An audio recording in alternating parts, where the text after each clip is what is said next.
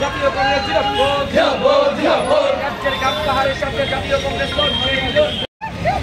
আর হাত তুলে চেহারা দেওয়া যেত না। তাই দিব আরে সদর জেলা দিব।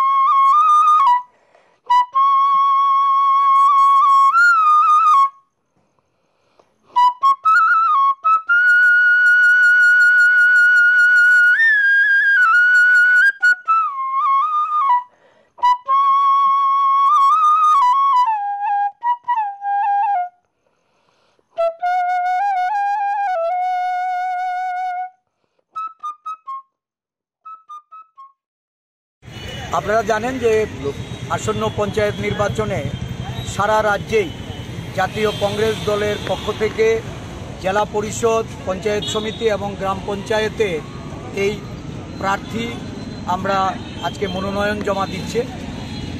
গোমতী জেলার মনোনয়ন গত শুক্রবার দিন এটা সম্পন্ন হয়েছে 12 তারিখে। আজকে পশ্চিম জেলা সহ আমাদের বাকি 6টি জেলায় মনোনয়ন আজকে জমা দেওয়া হচ্ছে।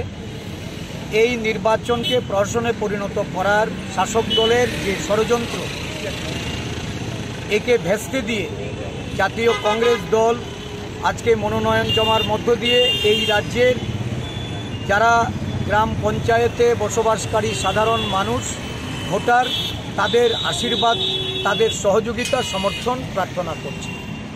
আজকে পশ্চিম জেলার এই 17টি কেন্দ্রে আমাদের প্রার্থীরা মনোনয়ন জমা দিতে এক্ষুনি তারা রওনা হয়েছে।